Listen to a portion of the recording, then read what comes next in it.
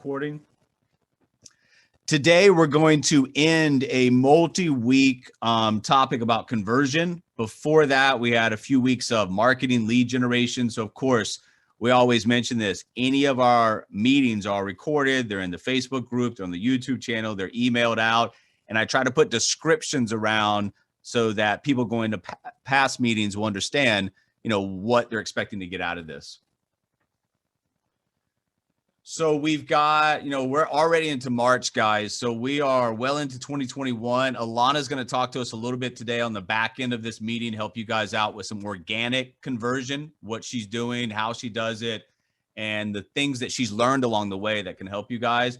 But it is March, so this is the time of the year where normally going into spring and summer, a lot of people start to do things. This has been an odd last, year or so. So who knows what's going to happen? The one thing that you can control is your attitude, your activity, the way that you look at your business and the way that you approach your business.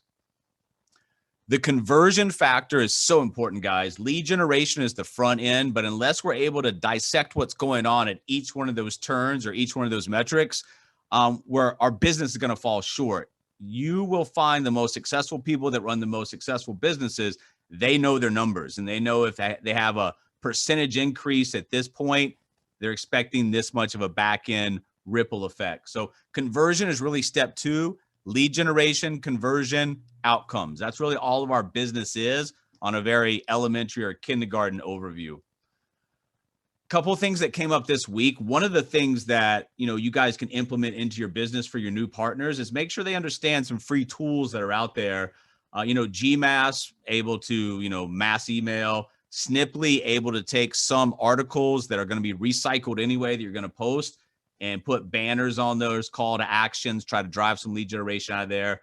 The screen capture tool and the mail track. One of the greatest things for you in following up and trying to convert some of those leads into outcomes is the ability to know somebody's opened something and read something. Remember, somebody's in front of something, whether it's lead generation or an email. The sooner you get to them, as soon as that's been open and engaged with, the better and easier it is to find the results and find the outcomes coming out of the back end. Another thing that we need to make sure that we understand for our new partners is the LinkedIn profile or whatever they're doing to try to create lead generation and conversion. That starts with some of the profiles. So the profile needs to, say to your audience what you're doing. If it's really general, or if it's really unknown in terms of what you're trying to do, a lot of times when somebody lands on your profile, you won't get the conversion that you're looking for because they're confused about what to do next. Last couple weeks, I just want to review real quick. On the 17th, which was the first week of this conversion, we talked about the conversion process after lead generation. What happens there, the general blueprint for lead flow and conversion, bringing both education and enthusiasm to the process. That's going to help you. Separating the crowd to create interest, follow up versus dump trucking, and utilizing a systematic multi-touch plan of action. Then last week, guys, we talked about some important things. Dividing your conversion into 4 quadrants, constantly trying to improve conversion rates in any of those given quadrants, knowing what it takes to get what you want, top 5 recruitment metrics, and most managers fail, and how to avoid their fate. So if you guys need to review any of this, obviously it's there for you. Remember, conversion, no matter what you're trying to do, if you're trying to get somebody to take an action on an email, take an action on a text, watch a video, whatever it is, you've got to give them a reason to do that. And that comes from a motivating factor that will lead them to actually take that action step, that conversion process, wherever you are in the metrics. So their why. Whether it's you're coming from a general sense of you're casting out a general why about a perceived thing in a persona, or whether you're directly talking to somebody and you're uncovering the why is going to lead the next steps. It's going to give them a reason to take the action step. And at each given point, your action step is going to be different. So you got to think about, from your point of view, hey, if I was on the other end, the receiving end of this, what's going to make me take that action step? Remember, go back, guys, and understand where your conversion is coming from and just come back and hit that. Or so, go back to that well, so to speak, and continue to do that. Don't turn your back on things that are working because you don't know what's working and what's not working. Know your conversion, know your lead generation, and understand, where you can come back to for the outcomes that you're looking for.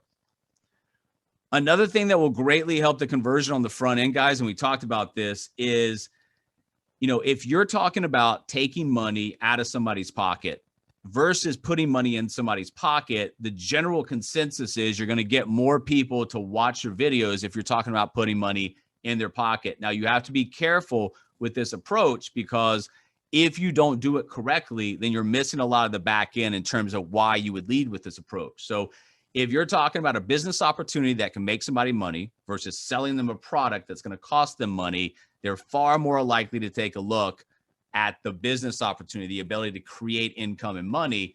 And then what you need to understand is, on the backside of that, if you're leading with that, everybody is not going to fit into a good partner persona. Maybe it's something from their end they saw, or maybe it's something from your end when you discover talking to them, it's just not the right fit. You have to be able to pivot over to the client side. Remember, most everybody out there is dealing with some of the financial issues that we're talking about, and then we have solutions for. If you do not ask, if you do not pivot over to the client side in the appropriate places, the answer is always going to be no, and that conversion from that is going to be zero. Now, the other part of this is making sure you pivot at the right spot. If you're talking about a business opportunity to a potential partner, and they come back and they've been unemployed for a period of time, they can't do that, that's not a good pivot. But if you're talking to somebody and they've got, another business set up, they've got a family, they've got these obligations, they're liking what we're doing, they just don't have the time for it, it's an excellent opportunity to pivot. You do small things in your business, which adds up to big outcomes on the back end and big ripple effects. We talked about this last week, but I think this is very, very important for you guys to understand your business. We lead, or at least I lead, the lead generation when I'm talking to people. The first place that I want to put them in is, where do they fall in the cash flow quadrant? Are they an employee, self-employed, business owner, or investor? And if they're over on the left-hand side, are they looking to make the bridge? Because if they're not, partner conversation ends there. Same way with you look at your business. Understand that you've got 4 quadrants. You've got lead conversion, you've got sales conversion, you've got recruitment conversion, and you've got systems conversion.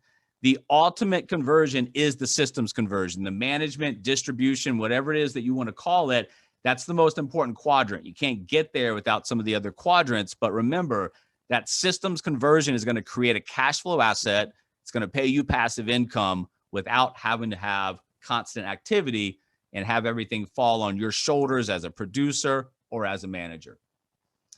Also, we talked about, and this is very important, guys, and this is one of the things that's overlooked by a lot of people, especially when starting your business, is that small lifts in conversion can equal exponential increases in whatever you're trying to do, whether that's sales, recruitment. So understand, the things that you fix on the front side by knowing your data, making data-driven decisions, and adjusting that appropriately can have huge backside increases. This is where you're starting out every single time. If you've got 3, 4, 5-step conversion process, whatever it is, from the time you initiate communication, the time you're trying to drive the back-end outcome, you may get to step 1, you may get to step 2, and then it falls through and you start over. But ultimately, how many times can you climb the stairs, grab the flagpole, go back to down to the bottom, and start this process over on both the client and the partner side? You get stuck on stair 3 and it goes nowhere. Don't just sit there all day and wondering why you're not moving. Just go back and start the process over again. At each one of these, no matter how many points you have, there's conversion rates, everything from getting somebody to watch the videos to taking the last step, whatever that might be in your pipeline. So understand that at each one of those points, you can improve, and small improvements, like we just talked about, make big factors on the outcome. Conversion starts with mindset, guys. And this is so important, because when you're talking to people, you have to be excited about what you do, about the solutions that you offer, about the business opportunity in the right settings. If you go into conversations understanding where you are, how to position yourself, how to let other people talk, how to ask questions, all of these things, comes back to you being excited day in and day out about the ability to help people on the client or the partner side of your business. Remember, this is so important because when you understand that both people and money are on the move at this time, either voluntarily or involuntarily due to COVID and what's going on right now, that when you understand that, you bring a good mindset, you bring some energy, intention, aggression to the marketplace, knowing that you can help a lot of people. This is why we say conversion starts at the very, very beginning before you even initiate a communication. Another reason that you have to understand from a mindset perspective, anybody that you're out there talking to, guys, when we first started this, even 2014, building virtual financial services agencies, financial wellness was still like a nice to have item. Well, what we've gone through, it's now a must have. So when you understand that and you're able to talk to people, let them, talk, ask questions at the appropriate places, and then position yourself accordingly. Conversion starts when you understand that leads are everywhere. And then also we're well positioned. So another way that you have to understand conversion on the front side is your ability to help people, whether it's well positioned in the marketplace as a business opportunity or well positioned in the marketplace to help assist clients. We have it on both sides and we have huge advantages. There's a bull market in financial services. So if you're not converting at a high clip or not converting the way that you want to, sometimes you just have to go back to the basics and understand from a macro standpoint, there is a lot happening in this industry right now. And so you need to understand and capitalize on the opportunity. We have advantages, guys. Your conversion a lot of times comes from having solutions. And when you mix smart technology with those solutions, this is a situation where a lot of our products and services, the only way that, it would not work for somebody is if they didn't use it. So you don't have to worry about somebody coming back to you as a client upset that what you put in place was not the solution that worked for them. So understand, every client that you're out there helping has a legitimate opportunity to change their financial future. Every partner that you're out there helping has a legitimate opportunity to change their financial future. What we have to understand is we have to be selective in who we pick. We want to help the people that want to help themselves. Conversion is conversation. Once again, once we understand the mindset, the industry that we're in, the advantages, the opportunity, you're going to start converting as soon as you open your mouth and start having conversation about what you're talking about, how you approach, how you lead, what questions you ask, and really what you're trying to do in that first conversion point. Remember, listening is not only about waiting for your turn, but it's also, more importantly, it's learning how to ask better questions. And remember, a lot of the conversion from the communication that we get is uncovered from the questions that we ask. And then we just shut our mouth and we start to write some notes, and we have to position ourselves when appropriate, when we found that why, that motivating factor, that pain point, whatever it might be, because now this is a bridge. This is a way to either get there or to avoid getting there, depending on what they're looking at. This is what it looks like. I wanted to kind of create a visual for you guys. Remember, conversion is about getting from step A to B. In those staircases, 1, 2, 3, 4, 5, whatever number of steps you have, it's an A to B process, moving up each step. Somebody asks you a question, you need to give them the answer in the most clear, concise way that you possibly can and move on, be quiet. This is what it looks like over here when somebody asks you a question and you give them the answer and give them 13 other hypothetical situations about what might happen. That's not what we're trying to do, guys. You're trying to lead somebody to the next action step, not give them all the types of possibilities that may happen, because what's going to happen is the original answer is lost, and then we're screwed in terms of trying to funnel them back into a directive. And then over here, if you're sending an email, sending any type of correspondence, if you're trying to lead with the next action steps, watch the videos, schedule an appointment with me, whatever it might be, it's got to be clear to the point. If the email just scrolls and scrolls, guess what? You've lost it. If you're trying to create something where you want somebody to do something, it needs to be prominent and it needs to be the majority of the message going out. A couple lines here and there leading to the action step is all you're looking for. Don't overwhelm people. They become paralyzed, and then your conversion rates really suffer from that. You got to follow up, guys. If you're looking to boost your conversion rates and recruitment success, client success, revenue, and income, The gold is in the follow-up. So if you're looking at your business and looking for an immediate way to increase what you're doing in terms of, I've got the activity, how do I increase the end results? It's just making sure that you follow up. We talked about some of this last week, I believe, but 50% of salespeople, they don't even follow up more. They'll give it one attempt and they're shutting down. So if you go past one attempt, you've already separated yourself from half of your competition out there. Understand gold is in the follow-up, and this is how you increase conversion rates. And then also from a managerial perspective, you're doing the same thing in terms of conversion, except you're not dealing with individuals. You're not dealing with action steps. You're dealing with small groups of people that are eventually going to become independent from you, that you're going to take a percentage of that business. Remember, if you understand management and what you're supposed to do and what rewards you get from that, when you reach management, you've got a lot of people working. There's an unlimited lead source because people are working markets, they're working referrals, they've got, lead generation funnels set up. They're going to need help with when they start to initiate that communication. They need your help. You get the help, you get paid to do that, but it also creates a velocity and distribution for you. So understand the conversion and management is about working with people, developing talent that can go out and help you, because you're not going to build nationwide distribution alone.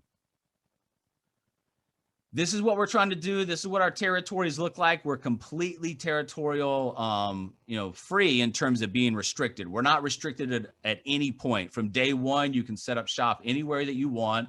And you do that by starting to build your original branch or your base shop as quickly as possible. Now, remember, when you're building stuff, when you're bringing in people, not everybody's going to work. You can't get emotionally attached to any one person or any one outcome. Got to become numb to the process and learn from both your failures as well as your successes in hiring and recruiting, what's working, what's not, to once again, improve that conversion by going back and looking for people that actually were successful. It all really comes down to your ability to start this whole process with a 3x3 mentality every single month for conversion. I'm looking for 3 clients and 3 partners every single month. That's on me, no matter where I'm at in this company. That's on me. I'm leading by example. I'm trying to get this done, and that's going to provide the rest of the outcomes that you're looking for. You get referrals off clients. Some of the partners start to stick. They open up markets. If you fall short of your organizational growth by not doing this, well, a lot's going to happen in terms of your conversion for your organizational build out, as well as you're not leading by example. That's going to crush your conversion for your new partners. People are looking at what you do or what you don't do.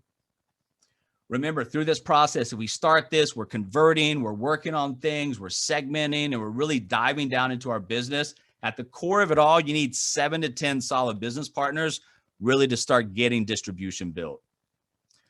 This is what it looks like, guys. When you start to build a branch office or a base office and things start to sprout out of that base office, you're going to get some independence. There's going to be some growing pains. There's going to be some problems that you have to help solve. But ultimately, this build out right here, in my mind, looks like this. At the end of the day, that last quadrant, that system conversion, I'm trying to build a portfolio of digital agencies that I put some work into at the beginning, time, energy, resources, etc., that will eventually be independent from me, that I will collect, franchise, expansion fee, whatever it is that you want to call it, based on the revenues monthly.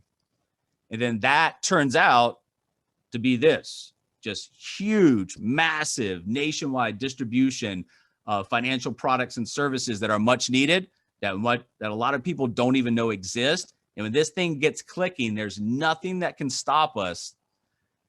The point of resistance for scalability for our business is not money. It's not infrastructure. It's the human element. So the systems conversion is about your ability to manufacture, bring in talent, create leadership out of that, create management material, and help them up to the point they don't need you anymore. Every single day from the systems conversion, we're thinking about how to, convert better, how to create better marketing, how to bring more technology, more automation. You should always be thinking about how to improve your business for yourself and your business partners, because that has a huge reach going down in terms of distribution, revenue, income for everyone involved. And then one of the things that we have to do on the systems conversion is we have to have clearly defined roles. Somebody comes in You need to know exactly what you want them to do based on their skill set, based on some of those answers they gave you early on, getting to know them, what they want to do, what they don't want to do. You got to let them know, hey, this is what I'm going to do for you. This is what I need you to do in order for me to be able to help you. Clearly defined roles and the ability to bring in and attract people that are humble enough to submit to some new training, and also eager and hungry enough to learn new skills, keep getting better at what we do daily. Ultimately, this is what we need to offer in that lower quadrant. We need to offer the ability to build brand and business development for our partners. We need to be able to help them convert to access to proven solutions, as well as ongoing education and support. This is the part of that systems conversion. This is what we work on. This is what helps people create independence from us and then pass it down.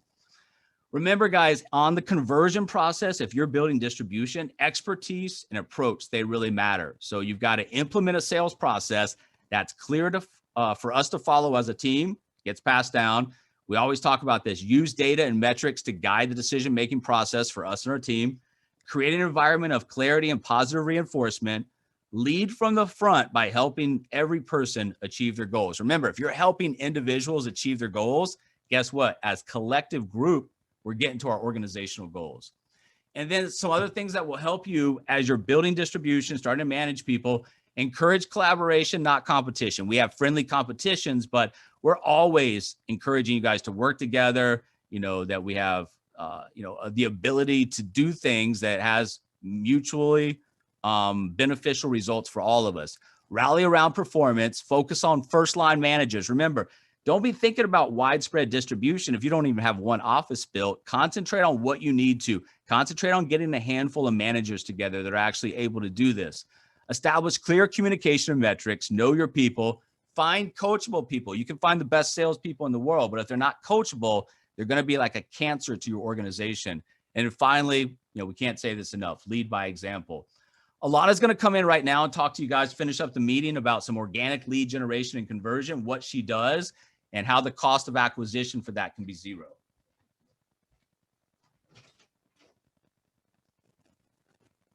Thank you so much, Mike. It's going to be hard to follow that great presentation, and I really feel like a lot of that stuff really spoke to me. I'm definitely one to give more information than I need to. And I found that, when we're more direct with people, we get better results. So great stuff, Mike. Thank you so much. So I just wanted to spend a few minutes talking about organic lead generation and conversion. What do we actually do versus what do people think we do? I thought this was a cute little slide. Anyways, it's all about activity. And that's what we're doing every single day. We're trying not to be perfect because perfection is just an excuse not to do it. We really just get better by taking action. And the biggest problem I think people have is they think they need to know everything before they get started. Well, the only way to learn more is to get started. So just do it. You don't have to be perfect.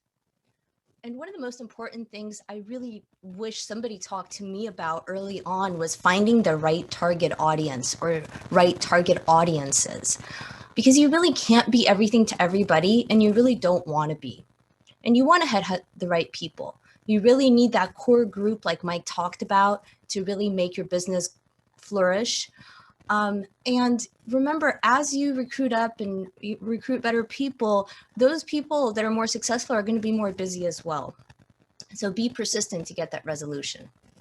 And when you're talking to these people, to your target audience, don't try to wing it. Write down notes, have your questions ready, take an interest in what they're saying, say it back to them so they know that you're paying attention. And try to make yourself uncomfortable daily. This will give you more confidence. And it'll help you kind of stretch your thinking and stretch your market. And that's when growth happens. When you're doing new things, you're being uncomfortable. If you keep doing the same thing, you're going to get the same results. So if you want different results, you need to do things differently. And ask for help. No one's good at everything. And that's how we learn and get better. So if you don't ask for help, we don't know that you want the help. And again, no one can do it for you. You just have to get yourself out there. And instead of thinking, what's the worst thing that can happen, you need to think about what's the best thing that can happen. What's the best outcome to this conversation? So I'll dive into LinkedIn and Facebook organic lead generation and conversion. But don't let anybody make it harder than it really is. You know, we're finding the people to talk to, we're having that conversation, we're sending them information if appropriate, and we're following up with them until it's resolved. That's all we're doing. I think that a lot of people forget about the value of networking. And really the first purpose of any first call should always just be about networking. And people love the idea of networking. You know, so we don't want to try to shove that person right into that recruit or client box so quickly. You want to take interest in them, let them talk, ask follow-up questions, take notes. That way you can mention back some of the points that they said to you, and that really makes them feel like you're part of the conversation and you're paying attention. And you know, and that's gonna, you taking an interest in them is gonna lead to them taking an interest in you. It's always that type of reciprocal relationship. And that's what it's about, is building relationships. You know, don't expect an outcome, first of all, before going into a conversation. Second of all, after that first conversation, especially if it's like a social media, that's going to take, you know, more back and forth. So, and then I love to use the phrase, hey, it may be for you or it may not be for you. That really takes it away. Like if I want them to look at something, I joke with them and I'll say, listen, if it's not for you, we can still be friends and I'll still, you know, enjoy looking at your posts, and we joke about it, you know, so you don't want it to be so serious, right? You want it to be a relaxed conversation. And if you're not that comfortable yet talking directly to that person, you could always do an indirect, hey, you might know someone in your network that's looking for additional streams of revenue or to learn about this, or you don't have to talk directly at people. Sometimes you can tell them the benefits and they're like, hey, what about me? I'm interested in that. So just remember, it's a very laxed approach. So don't put too much stress about it. Just go in with a piece of paper and a pen and your questions and you'll do great. Facebook is more of a personal approach to lead generation. So you're finding people on Facebook that could be interested in the business or the client solution that we offer, or maybe they could be a referral partner. But Facebook is going to be for more of your warm market. So it gives us this illusion that we're really closer than we are, because they're seeing your posts, they're seeing your comments, they're seeing your activity, they're seeing pieces of your life. And because their Facebook action prompted your response, starting a conversation just seems really natural to everybody. So it could be anything that they do on Facebook to start a conversation. And in essence, they become a free lead, right? If they liked my post, or they had a birthday, or they got married, or had a baby, or bought a new house, or moved, or made a post, or made a comment, or got a new job, or a new girlfriend or boyfriend, or took a trip, or they just arrived or signed up, you know, they're putting that information out there. They want feedback. They want to start a conversation with you. It's very natural. Here's an example, someone liked my post, you know, and it doesn't have to be anything special. Hey, great to see your profile pop up here on Facebook. How's everything going? What have you been up to? So he'll tell me how he's been up to, and they always want to know, how are you? Thanks so much, doing great, staying busy. We added something, we're excited about something, we're continuing something, whatever you want to tell them. You know, people want to know about what you're doing. And especially when it comes to money, people are always looking for extra cash flow. So you send them the videos, all of a sudden you've created a lead out of nothing. But it can't, and it doesn't end there. And that's where I think the problem is. We just send the stuff out there in the universe and we just think it's going to all magically convert. But that's not the case, right? It can't, and it doesn't end there. If there's no follow-up, there will never be conversion. So like in this example, he was excited about the information. His wife got hospitalized. I followed up 1 or 2 times. How's the wife feeling? You know, so with friends, it could take longer, right? So just keep following up until it's resolved. You know, I followed up, I moved him out 2 weeks. We'll follow up again until there's a resolution, until he says, yes, I want to move forward, or no, I'm not interested. They're going to stay on my calendar. So maybe I won't follow up twice a week. Maybe it'll be once a week and then every 2 weeks, right? And everybody's going to have kind of a different follow-up for me, because it's going to depend on how interested am I in them, how interested were they, right? But it doesn't have to just be LinkedIn or Facebook. Oh, I've had a lot of success lately on Telegram, which is brand new. I've never posted anything, but I got in there and it constantly tells me this person's on Telegram, this person's now on Telegram. And I reach out, hey, how's it going? So scheduled a few client appointments, got some recruits and some sales out of it. And just by saying, hey, great to see you here on this platform. So it's so easy, right? Great to see you here. What's new and exciting with you? How's everything going? What's new in your world, right? You're just starting a conversation and you just don't know where that conversation is going to go. And then on LinkedIn, more of a professional approach. So you're looking for alerts, commenting on those, new jobs, work anniversaries. You're really just trying to get them on the phone to start a conversation that could lead to anything, hopefully a new lead for you, right? It's not really a lead until you talk to them and see, could they be a lead? So I've updated my messages. And since I've done this, I've probably double or tripled the amount of people that want to have that initial conversation with me. So instead of just saying, hey, let's have an intro call, I'm telling them that I want to get to know them and their business better, to let me know if they want to chat sometime. And it's, everybody wants to chat. They want to tell me about their thing, and, you never know. And you just want to go into it with a positive attitude.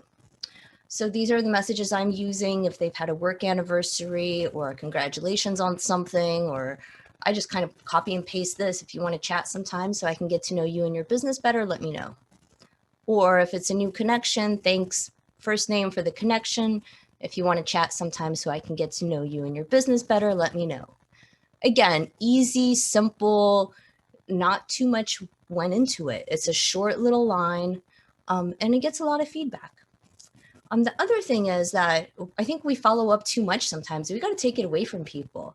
So the more you take it away from people, the more they're going to want to do it. So for example, hi, Alexis, I hope everything's great with you. Things have been really explosively growing. So if you want to have another conversation about how this can benefit you, feel free to reach back out to me. I'll close your file from my side. Have a wonderful day.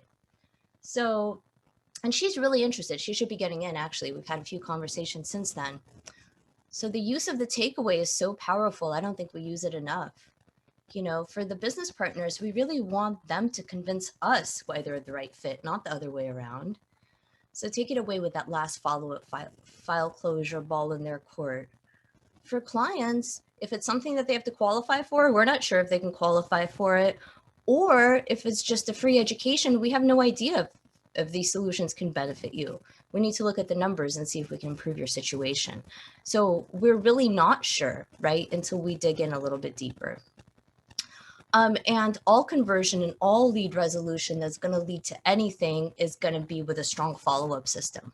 So whether you're using your CRM, your calendar, spreadsheets, alerts, reminders, blocking times, or a combination of any and all of them, you have to develop a system that's going to work for you. I've got a follow-up list. I've got, my CRM, my Calendarly. I've got my spreadsheets that I use. I never have a dull moment because there's always follow-up to do. And following up, remind them why they were interested or the pain point that they're hoping to avoid. This is why you're taking notes, right? Why are they looking at this? What are they trying to accomplish or trying not to accomplish, right? Add the link again so they have the info right there in front of them. Don't be afraid to close the file. We just talked about that. And don't chase people. Let them chase you. And disqualify people, but don't be rude. So one of the things that I found that really helps me, and it's a managerial tactic that I learned a long time ago, and I use it all the time, and I don't think people even notice. It's called the compliment sandwich. So if you have something you want to say to somebody and it's kind of negative, or you want them to do something, you can give them a compliment, tell them the action step or the thing they need to work on, and then close it with another compliment. It's called a compliment sandwich. It's a managerial style, but you can also use it in recruiting. Like, hey, you seem like you were the right fit, but you're really not getting it. So you have to make a decision, but we really want to work with you, or something like that. I mean, just something where you don't want to just be rude. You can, close it up by 2 compliments on the outside. And converting leads to sales, business partners, referral partners, having that ongoing follow-up until there's a resolution is the only way to have conversion. So whether you're doing LinkedIn calls, Calendarly lists, you're following up through the CRM, talking to your Facebook friends, you're seeing events pop up, you're doing policy reviews or following up with your existing book of business, you're following up on videos or books out, or with your new, existing, or inactive business partners, just remember, give them action steps, get them to a resolution. That's going to give you conversion. And people want to hear from you. We're well into 2021 now. People are still at home. They're always nervous about their money, especially with what's going on. They want to make sure that their financial future is taken care of. We're providing education, solutions.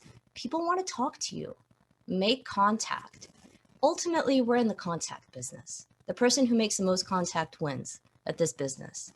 And if you have nothing to talk about, there's always a conversation to start about things are always changing. The world is always changing. Solutions are always changing, right? It doesn't take 39 years anymore to download a file. Now people are like typing things into space. It's pretty amazing. And the last thought I'll leave you with before I bring up Mike to close it down is pivot, right? If they're kind of on the edge and you're not sure which way they're going to go, let them experience how we educate and help our clients. That will help them make a decision of whether or not they want to join us in the business. So let them see the value that we provide and the impact that we make, and just go out there and crush it, make it happen. That's all I have. Thanks. All right, you guys. So I wanted to bring Alana up so you guys would understand that when you stop thinking like a salesperson, you stop thinking like a recruiter, and you just learn to network and open conversations online, we're at a point where somebody always needs our services. So if we were selling cars, we were selling refrigerators, appliances, whatever it might be, somebody might need one of those, but it's at random intervals and not everybody's needing it at one time. When you talk about financial literacy, how money works, retirement, accumulating assets, removing debt. This is something that we all need. So just learn how to show interest in people, open up conversations. Next week, we're going to start talking about the breaks. What happens? So in terms of, okay, if I ask somebody to do something, they didn't do it, or they giving me an objection about why they can't do it, we're going to learn how to either fix those real time as they're happening, or things that you can do preemptively to overcome those before they even happen.